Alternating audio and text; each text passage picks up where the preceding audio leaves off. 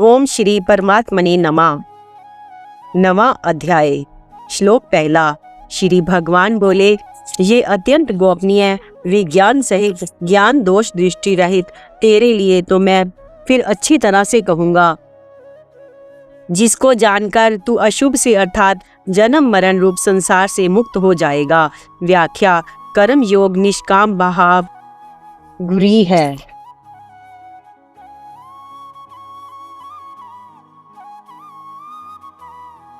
ज्ञान योग गुरीतर है और भक्ति योग परमात्म ज्ञान गुरीतम है।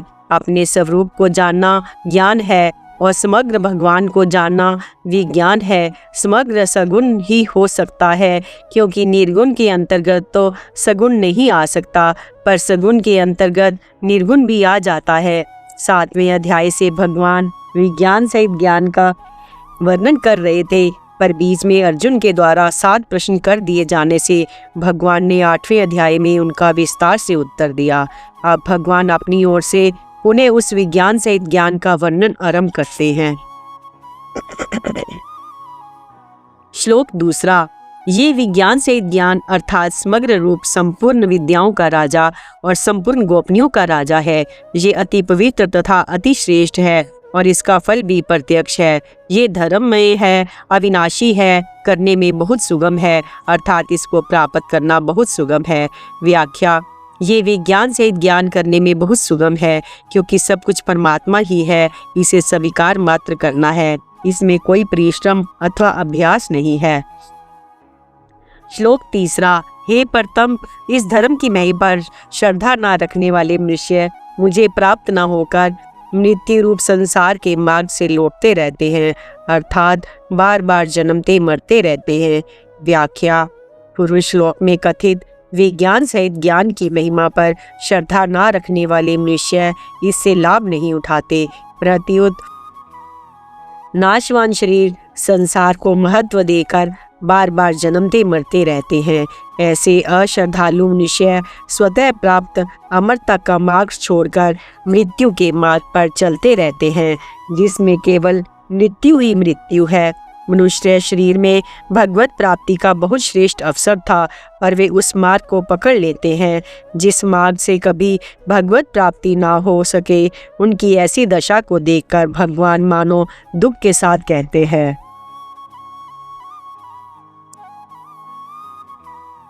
श्लोक 4। श्लोक 5। ये सब संसार मेरे निराकार स्वरूप से व्याप्त है।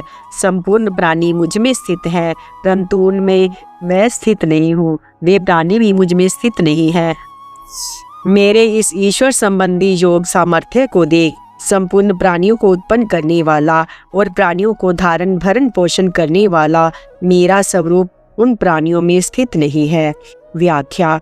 बर्फ में जल की तरह संसार में सता है, रूप से एक शमशान सद घन चिद घन और आनंद घन परमात्म तत्व परिपूर्ण है। उस अविभक्त सता मैं तू ये तथा वह ये 4 विभाग नहीं है। जब तक साधक में ये भाव है कि परमात्मा और संसार 2 हैं, तब तक उसको ये समझना चाहिए कि परमात्मा में संसार है और संसार में परमात्मा है। परंतु जब 2 का भाव ना हो, तब ना परमात्मा में संसार है, ना संसार में परमात्मा है। संसार को स्वतंत्र सत्ता जीव ने ही दी है। जब तक अहमता, ममता और कामना है, तब तक साधक की दृष्टि में परमात्मा में संसार है और संसार में परमात्मा है। परंतु अहमता, ममता और कामना मिटने पर सिद्ध की दृष्टि में ना परमात्मा में संसार है, ना संसार में परमात्मा है, अर्थात परमात्मा ही परमात्मा है। वसुदेव सर्वम। श्लोक 6। जैसे सब जगह विचरने वाली महान वायु नित्य ही आकाश में स्थित रहती है, ऐसे ही संपूर्ण प्राणी मुझ में स्थित रहते हैं, ऐसा तुम मान लो। व्याख्या। जैसे वायु आकाश से ही उत्पन्न होती है और आकाश में ही स्थित रहती है, तो आकाश में ही लीन हो जाती है, अर्थात आकाश को छोड़कर वायु की स्वतंत्र सत्ता है ही नहीं। ऐसे ही संपूर्ण प्राणी भगवान से ही उत्पन्न होते हैं, भगवान में ही स्थित रहते हैं, भगवान में ही लीन हो जाते हैं। अर्थात भगवान को छोड़कर प्राणियों की स्वतंत्र सत्ता है ही नहीं। इस बात को साधक दृढ़ता से स्वीकार कर ले तो उसे सब कुछ भगवान ही है, इस वास्तविक तत्व का अनुभव हो जाएगा। श्लोक 7वां। हे कुंती नंदन, कल्पों का क्षय होने पर भी महाप्रलय के समय संपूर्ण प्राणी मेरी प्रकृति को प्राप्त होते हैं। फिर कल्पों के आदि में महासर्ग के समय मैं फिर उनकी रचना करता हूँ। व्याख्या। पूर्वोक्त श्लोक में वर्णित स्थिति न होने पर मनुष्य की क्या दशा होती है, इसे भगवान इस श्लोक में बताते हैं। महाप्रलय के समय प्रकृति के परवश हुए संपूर्ण प्राणी अपने अपने कर्मों को लेकर भगवान की प्रकृति में लीन हो जाते हैं।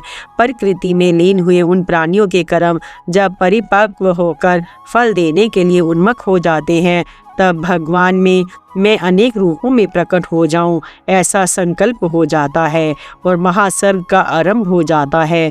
महासर्ग के आदि में भगवान उन प्राणियों के परिपक्व कर्मों का फल देकर उन्हें शुद्ध करने के लिए उनके शरीरों की रचना करते हैं। श्लोक 8। प्रकृति के वश में होने से परतंत्र हुए इस संपूर्ण प्राणी समुदाय की कल्पों के आदि में मैं अपनी प्रकृति को वश में करके बार बार रचना करता हूँ। व्याख्या। प्रकृति परमात्मा की एक अनिवर्चनीय अलौकिक विलक्षण शक्ति है। ऐसी अपनी प्रकृति को स्वीकार करके ही भगवान सृष्टि की रचना करते हैं। कारण कि सृष्टि में जो परिवर्तन, उत्पत्ति, विनाश आदि अंत होता है वह सब प्रकृति में ही होता है, भगवान में नहीं। इसलिए भगवान क्रियाशील प्रकृति को लेकर ही सृष्टि की रचना करते हैं। इसमें भगवान की कोई असमर्थता, पराधीनता, कमजोरी आदि नहीं है। भगवान का प्रकृति पर अधिपत्य होने पर भी उनमें लिप्तता, कर्तव्य आदि नहीं होते। भगवान उन्हीं प्राणियों की रचना करते हैं जो प्रकृति के परवश है, अर्थात जिन्होंने प्रकृति के साथ अपना संबंध जोड़ रखा है। श्लोक 9वां। हे धनंजय, उन सृष्टि रचना आदि कर्मों में अनासक्त और उदासीन की तरह रहते हुए मुझे वे कर्म नहीं बांधते। व्याख्या।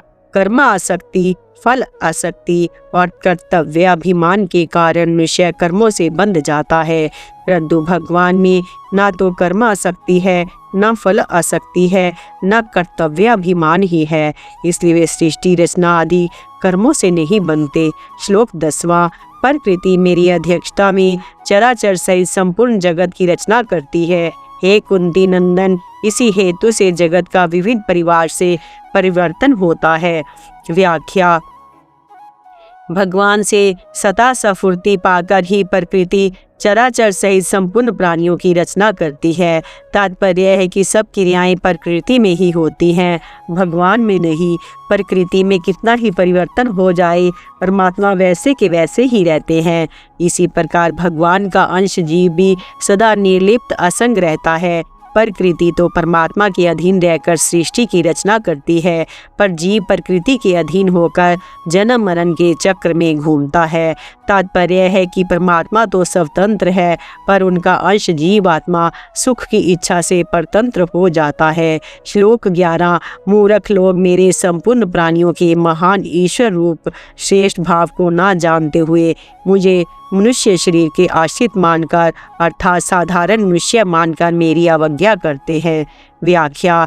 भगवान से बड़ा कोई ईश्वर नहीं है, वे सर्वप्रिय है, परंतु अज्ञानी मनुष्य उन्हें स्वरूप से नहीं जानते। वे अलौकिक भगवान को भी अपनी तरह लौकिक मानकर उनकी अवहेलना करते हैं और नाशवान शरीर संसार की ही सत्ता मानकर भोग तथा संग्रह में लगे रहते हैं।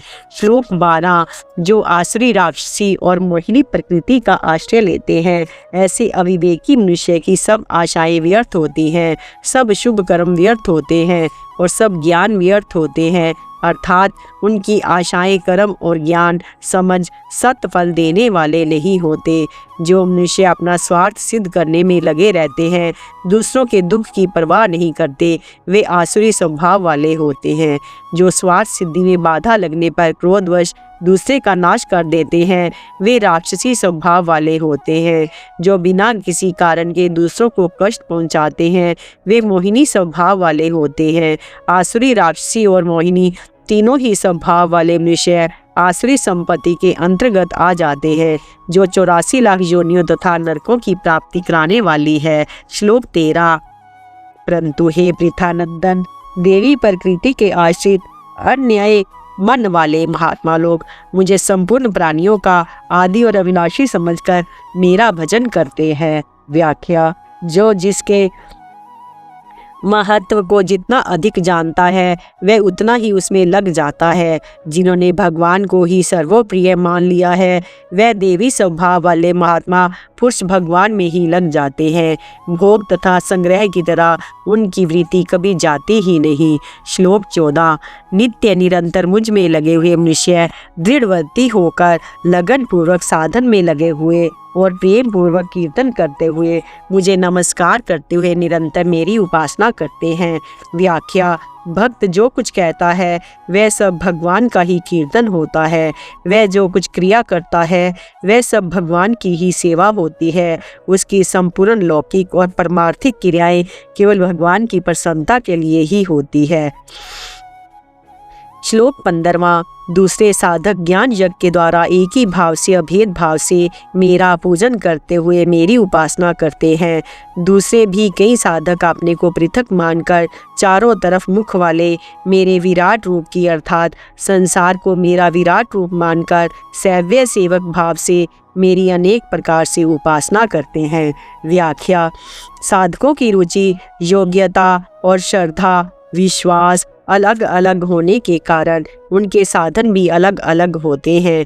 अलग अलग साधनों से वे जिसकी भी उपासना करते हैं वे भगवान के समग्र रूप की ही उपासना होती है। आगे 16वें से 19वें श्लोक तक इसी समग्र रूप का वर्णन हुआ है। श्लोक 16वां, श्लोक 17वां, श्लोक 18वां। कृतु मैं हूँ, यज्ञ मैं हूँ, स्वधा मैं हूँ, औषध मैं हूँ, मंत्र मैं हूँ, घृत मैं हूँ, अग्नि मैं हूँ और हवन रूप क्रिया भी मैं हूँ। जानने योग्य पवित्र ओंकार, ऋग्वेद, सामवेद और यजुर्वेद भी मैं हूँ। इस संपूर्ण जगत का पिता, धाता, माता, पितामह, गति, भर्ता, प्रभु, साक्षी, निवास, आश्रय, सुहृद, उत्पत्ति, प्रलय, स्थान, निधान, भंडार तथा अविनाशी बीज भी मैं ही हूँ। व्याख्या। उपयुक्त श्लोकों को देखते हुए साधक ये बात दृढ़ता से स्वीकार कर ले कि कार्य कारण रूप से, स्थूल सूक्ष्म रूप से जो कुछ देखने, सुनने, समझने और मानने में आता है वह सब केवल भगवान ही है। श्लोक 19वां। हे अर्जुन, संसार के हित के लिए मैं ही सूर्य रूप से तपता हूँ। मैं ही जल को ग्रहण करता हूँ और फिर उस जल को ही मैं वर्षा रूप से बरसा देता हूँ। और तो क्या कहूँ, अमृत और मृत्यु, सत्य और असत्य भी मैं ही हूँ। व्याख्या। जो देखने, सुनने, पढ़ने तथा कल्पना करने में आता है, जिन शरीर, इंद्रियां, मन, बुद्धि, अहम के द्वारा देखा, सुना, पढ़ा, सोचा जाता है वह सब का सब असत अपरा प्रकृति है।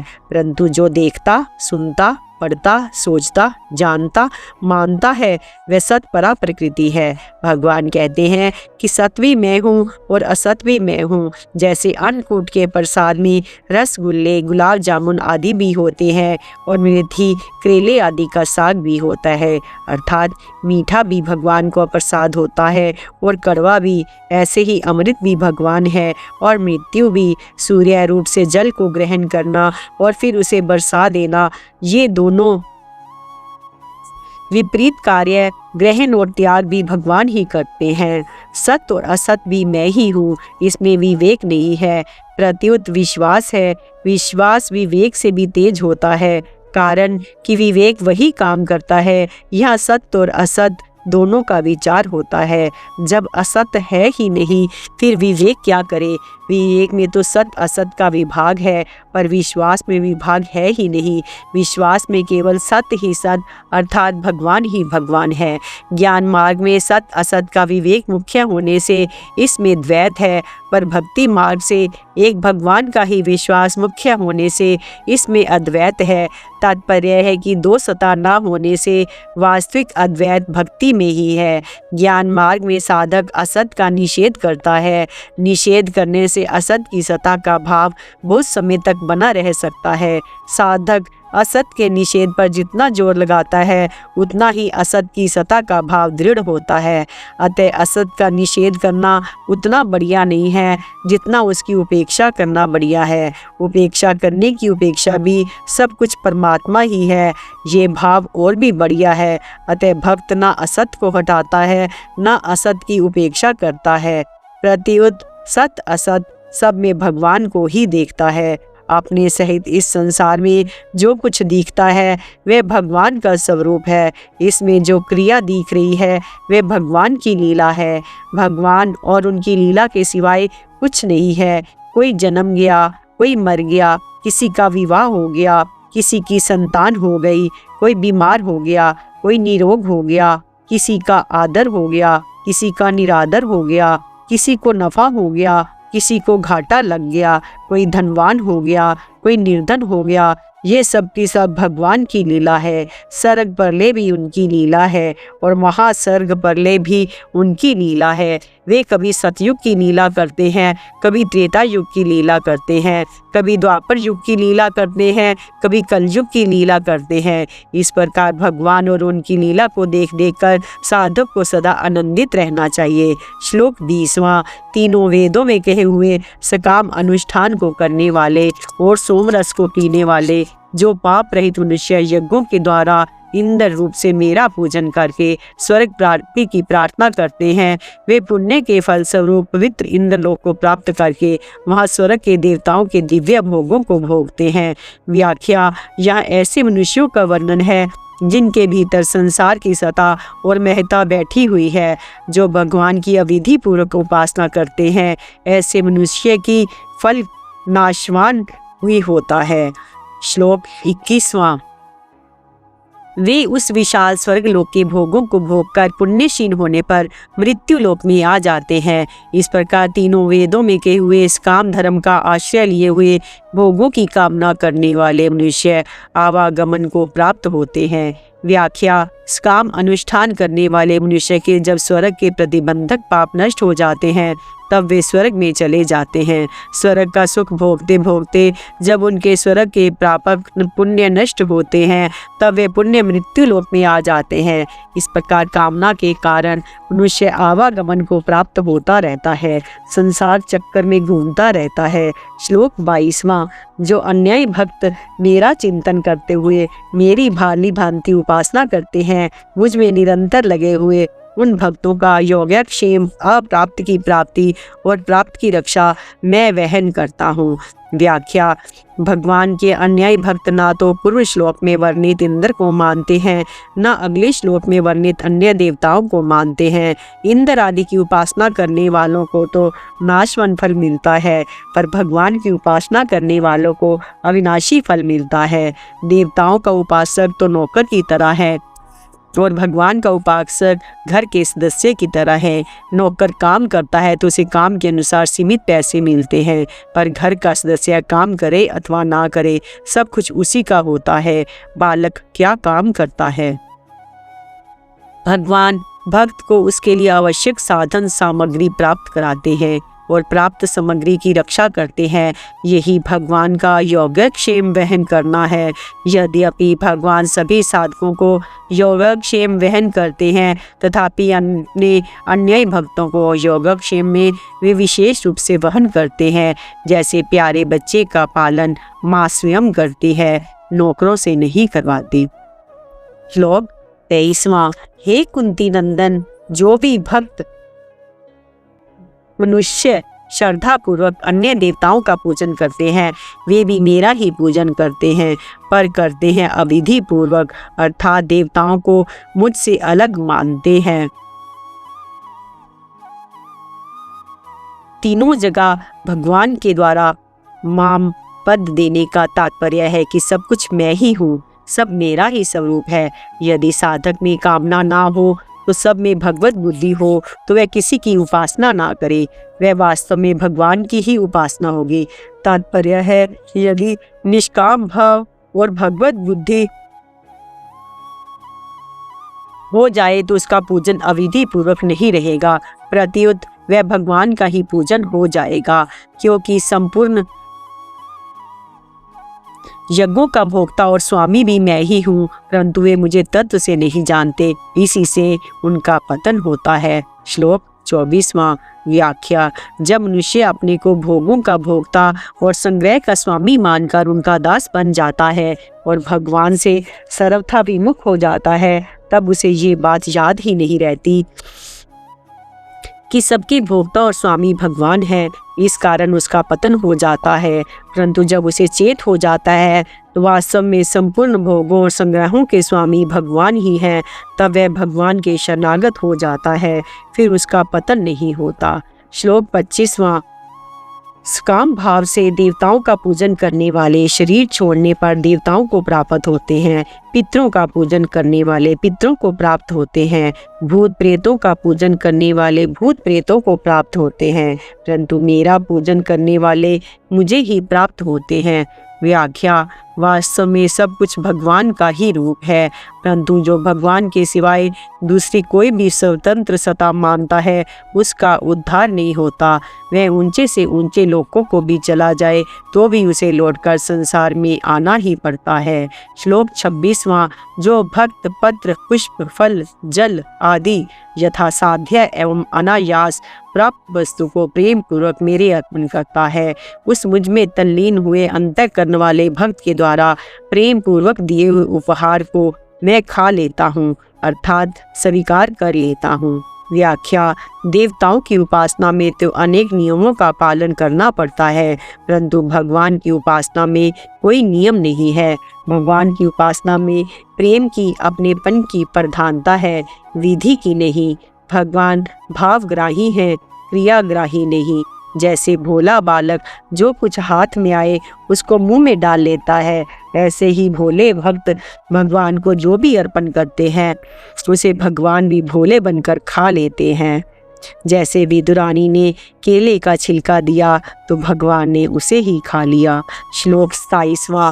हे कुंती पुत्र, तू जो कुछ करता है, जो कुछ भोजन करता है, जो कुछ यज्ञ करता है, जो कुछ दान देता है और जो कुछ तप करता है, वे सब मेरे अर्पण कर दे। व्याख्या।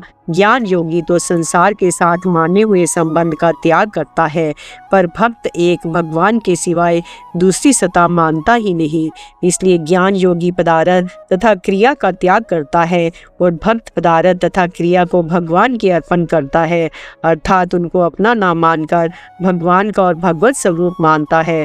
वास्तव में भक्त अपने आप को ही भगवान के समर्पित कर देता है। स्वयं समर्पित होने से उसके द्वारा होने वाली संपूर्ण लौकिक परमार्थिक क्रियाएं भी स्वाभाविक भगवान के समर्पित हो जाती है। पूर्व पक्ष। यदि कोई निश्चित क्रिया करके उसे भगवान के अर्पित कर दे तो उत्तर पक्ष। वही वस्तु या क्रिया भगवान की अर्पित की जाती है जो भगवान के अनुकूल उनकी आज्ञा अनुसार होती है।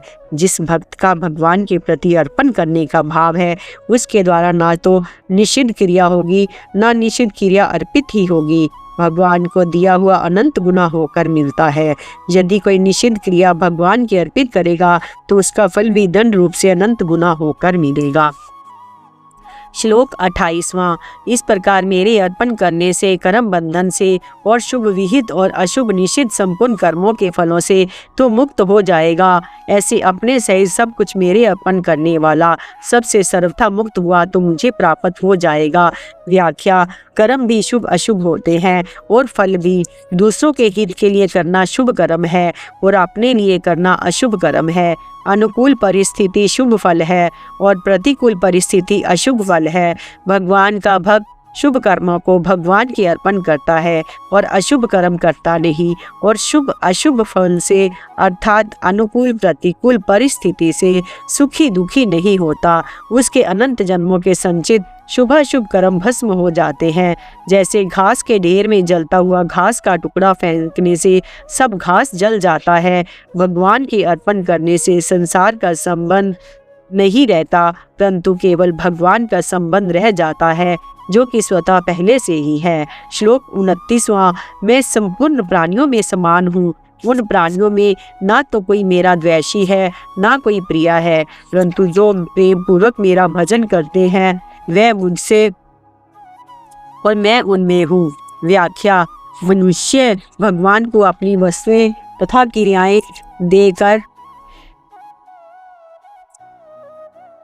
क्रियाएं अर्पण करे अथवा ना करे, भगवान में कुछ फर्क नहीं पड़ता। वे तो सदा समान ही रहते हैं। किसी वर्ण विशेष, आश्रम विशेष, जाति विशेष, कर्म विशेष, संप्रदाय विशेष, योग्यता विशेष आदि का भी भगवान पर कोई असर नहीं पड़ता। अतः प्रत्येक वर्ण, आश्रम, जाति, संप्रदाय आदि का मनुष्य उन्हें प्राप्त कर सकता है। भगवान केवल आंतरिक भाव को ही ग्रहण करते हैं। भगवान की दृष्टि में उनके सिवाय अन्य कुछ है ही नहीं। फिर वे किससे द्वेष करें, किसमें राग करें? जीव ही राग द्वेष करके संसार में बंध जाता है और राग द्वेष का त्याग करके मुक्त हो जाता है। इसलिए बंधन और मुक्ति जीव की ही होती है, भगवान की नहीं। विषमता जीव करता है, भगवान नहीं। जो प्रेम पूर्वक भगवान का भजन करते हैं वे भगवान में हैं और भगवान उनमें हैं, अर्थात भगवान उनमें विशेष रूप से प्रकट है। तात्पर्य है कि जैसे पृथ्वी में जल सब जगह रहता है पर कुएं में विशेष प्रकट होता है, ऐसे ही भगवान संसार मात्र में परिपूर्ण होते हुए भक्तों में विशेष प्रकट होते हैं। भक्त भगवान से प्रेम करते हैं और भगवान भक्त से प्रेम करते हैं। इसलिए भक्त भगवान में है और भगवान भक्तों में है। श्लोक 30वां। अगर कोई दुराचारी से दुराचारी भी अन्यक्त भक्त होकर मेरा भजन करता है तो उसका साधु ही मानना चाहिए, कारण कि उसके निश्चय बहुत अच्छी तरह कर लिया है।